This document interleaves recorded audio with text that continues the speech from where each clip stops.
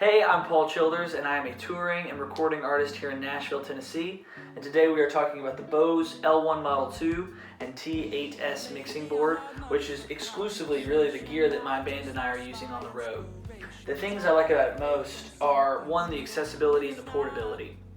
In about a trip, we've got the entire thing loaded in, and we're already running lines when we get to the gig. For me, that's really vital. You know, you have an hour to set up or something like that after you've been driving for 5. It's so nice to be able to get in and say, okay, where's the stage? Boom, let's set this up. And we can even put it behind us because of the way that these drivers are. There's 24 drivers up and down this pole. The way that they're dispersed creates not only 180 degrees of sound, but it really lowers feedback. So you can almost have this behind you, even with vocal microphones, and you're hearing and you're feeling what the audience is hearing and feeling, which makes you play better. I don't know, it's interesting. Sometimes you get your monitor mixed and you're like, yeah, this is really great, but how does it sound out there? With this, you know, that's really unique. And then you've got a 210 sub that is so punchy and so robust, it makes a kick drum really just rock the room, and then the bass coupled with that, as well as sending my guitar through this and kind of creating a wider signal than just from the amp. So what I want to do is I want to get into the T8, my breakdown of this, how we use it from gig to gig, day to day, and see if it can relate to you guys, because I really couldn't do it without it, and wouldn't sound like I do without Bose kind of creating things that make it easy. So let's dive in. Okay, so let's break down the T8 mixer from Bose. Not only is this an incredibly useful product, but it is so user-friendly. When you get to the gig with your band, there's a million things that are running through your head and things you got to do, and having this board here with you makes that so much easier, and makes your setup, if you just have an hour or something like that, take 5 minutes. So what you're seeing first is I've got this set to scenes. This is kind of our guide wheel here. And it's got a full band scene, which is something I've saved, and as soon as I get to the show, this comes up, and I know exactly where to put my inputs, and I know exactly what channel is directed to what, and I'm already halfway through setting up. So to get to a scene and to create a scene, I start with tone match. Let's go to channel 1 here, channel edit, unmute it. Channel 1 is normally my kick drum. In most of the club settings, when I'm using the L1, I'm not using a full miking technique on the drums. There's not necessarily a need for overhead or snare or cymbal mics or anything like that, but a good punchy beefy kick is everything. So I have a Beta 52, there's a preset for it, but if you have anything else, you go to percussion, kick general, and or with an AKG, with a Sennheiser. There's overhead, there's hand percussion with an SM57, but in this case we're going to use the kick with the Beta 52. And because it's a kick drum and I don't want to get snare sounds in it and I don't want to get overheads, it's so easy to go and find a gate, and you can apply a gate. This one's got the threshold kind of up, but you find the settings you like, and now you've got a kick that's only responding to the beater, and it's already going to sound really punchy. Channel 2, I have an SM58 plugged in, and what we're going to do is we're going to A-B our tone match. So at the moment, you can see it's a Shure SM58. I've got that setting. If you had something different, you can go down and find a 57, or you can find a Neumann, or a Sennheiser, or an Audix, anything like that. But we have a 58. So we're going to there, and I'll start with it turned off, so you can just hear this microphone, and we're going to see how it sounds.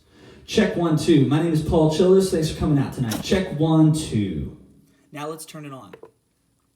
Hey, my name is Paul Childers. Check 1, 2. Thank you guys so much for coming out tonight. Of course, that's just what I happen to say every time, I guess. But you can hear the clarity in the voice and the intelligibility. So now I'm going to go back and forth quickly so you can really get an A-B. Here's off. Check 1, 2. Check, check. My name is Paul Childers.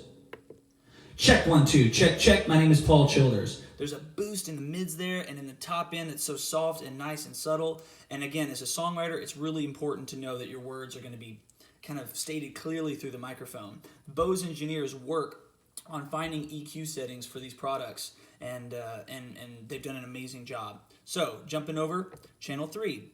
Channel 3 is normally an electric guitar for me. I do not have one plugged in or an amp that's kind of set up right now, but there's a setting for a mic'd amp with an SM57, which is what I like. But if you have just a processor, there's a general processor, Line 6 pod, there's a flat guitar, there's a Stratocaster, Telecaster, Les Paul, anything you can imagine.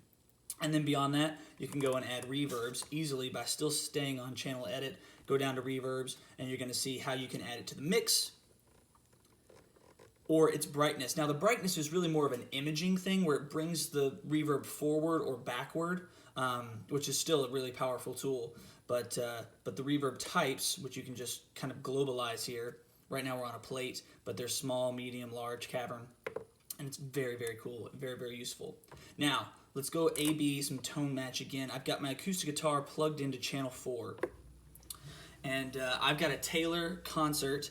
But if you had something different, you can go find an acoustic guitar, steel string with piezo, Taylor T5, Martin D28. But again, we're going down to Taylor guitars. I've got a concert strum, more than finger picking for this scenario, and let's see how it sounds real quick. And I have a feeling, because I'm so close, I'm going to get some feedback, and then we're going to talk about the parametric EQ. Okay, yeah, so I'm getting some feedback here, and this is such an easy way to take care of it. You can go to the tuner. You can find what note's feeding back. So in this case, it's A2. Now I'm going to go to the parametric EQ, and I'm going to find A2 here.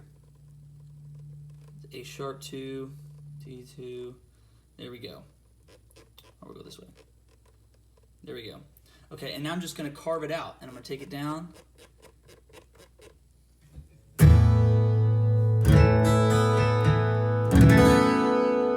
Awesome. And just like that, it's taken away. And you can do that.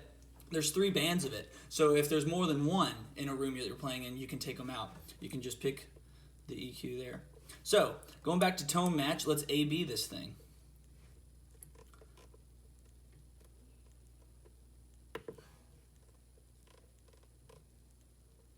Okay, so here's it turned off.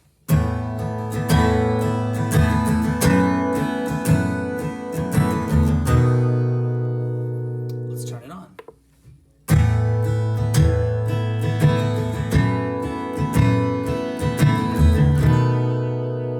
So it already has so much more power and wideness and just sweetness to it. I mean, again, you're paying so much for these instruments, and you work so hard to be good at them. You want to sound like you sound when you're practicing in your bedroom. And this really brings like what's ever coming from your hands through a PA, which sounds like duh, but it's not that easy to do, and Bose has perfected it. So now together with the microphone and the guitar, let's see. Oh, I got you, girl. Yes, I do, yeah, yeah. Oh, baby, it's true. Oh, it's more than love. It's something new. You got me, and I got you.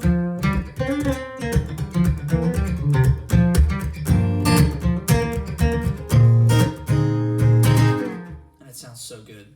So, going beyond that, I've also got a Wurlitzer, which is usually a Nord that we've plugged in, kind of set to a whirly sound, and there's so many keyboards on here. And then after that, I've got a high volume music, so that the 210 sub can really punch music if we're on break, or if there's going to be a dance party after the show, or something like that. And that's pretty much it. As far as connecting this to the Model 2, I've just got a guitar cable coming from the mono out in the back, plugging directly into the system. But also, if you wanted to have stereo out and you were going to go to an F1 system, or maybe 2 Model 2s or something like that, there's 2 outs in the back, and then this has its own power. The T8 has to have separate power, unlike the T4, and that comes with it. But beyond that, it's so simple. And then the USB-B is a direct out into a computer, or into kind of Pro Tools or anything like that, and it's sending a stereo signal. So whether I'm doing just acoustic guitar and vocal, I can send that signal to a computer, or I can send the full band mix, which is incredibly useful too if you want to record your shows, or you're doing some studio recording. So that's it.